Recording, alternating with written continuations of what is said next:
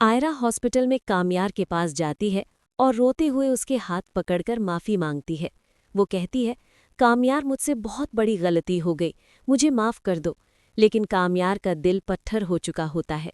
वो गुस्से में अपना हाथ छुड़ा लेता है और चिल्लाकर कहता है, मैं तुमसे नफ़रत करता हूँ, मेरी नज़रों से दूर हो जाओ। आयरा का दिल पूरी तरह टूट जाता है और वो रोते हुए वहाँ से चली जाती है। रात होती है।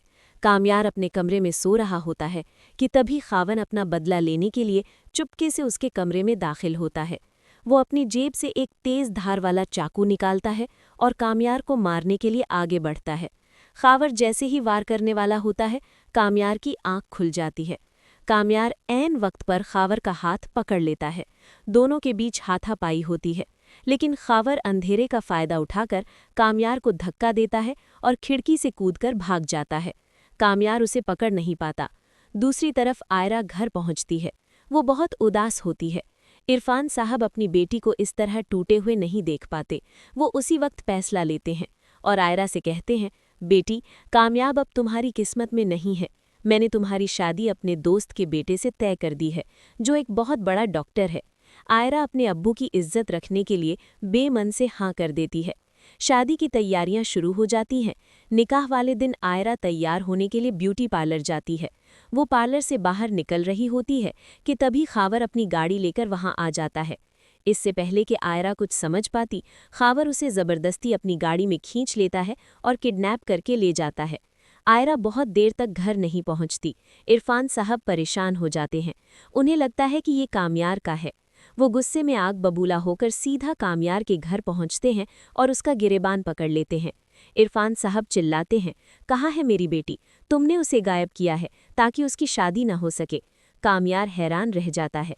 वो कहता है, अंकल, यकीन मानिए मुझे नहीं पता आयरा कहाँ है। लेकिन इरफान साहब पुलिस बुलाने की धमकी देते हैं। कामयार समझ जाता है कि ये काम ज़रूर खावर का ही होगा, क्योंकि कल रात उसने हमला किया था। कामयार उसी वक्त अपने खास दोस्तों और पुलिस को लेकर खावर की लोकेशन ट्रेस करता है। लोकेशन शहर के बाहर एक पुराने गोदाम की मिलती है। कामयार पुलिस के साथ वहां पहुंचता है। अंदर खावर आयरा के साथ ज़बरदस्ती निकाह करने की कोशिश कर रहा होता है। कामयार दरवाज़ा तोड़कर अंदर घुसता है। खावर पर एक भूखे शेर की तरह टूट पड़ता है और उसकी खूब धुनाई लगाता है। कामयार उसे इतना मारता है कि खावर के मुंह से खून निकलने लगा है। पुलिस खावर को पकड़ लेती है। खावर डर के मारे सच उगल देता है, मुझे मत मारो, इस सब में फरीहा भी मेरे साथ मिली हुई थी, उसी ने मुझे आयरा को उठाने के लिए कहा था। पुलिस ये सुनते ही फरीहा के घर छापा मारती है और उसे भी अरेस्ट कर लेती है। आयरा सही सलामत अपने घर पहुंचती है। इरफान साहब को अपनी गलती का एहसास होता है। अगली सुबह जब सब सो रहे होते हैं, कामयार मौलवी साहब को लेकर आयरा के घर पहुंच जाता है। इरफान साहब दरवाज़ा खोलते हैं तो सामने कामयार को दूल्हा बना देख हैरान और खुश हो जाते हैं। कामयार कहता है, अंकल, मैं आयरा को किसी और का नहीं होने दे सका। इरफान साहब खुशी खुशी निकाह की इजाज़त दे देते हैं।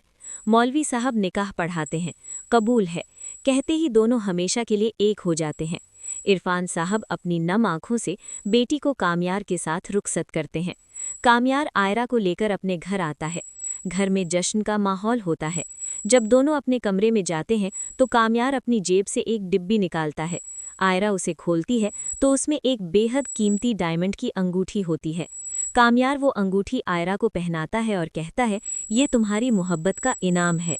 दोस्तों, अगर आपको ये ड्रामा पसंद आया हो तो हमारे चैनल को लाइक, सब्सक्राइब और शेयर ज़रूर करें।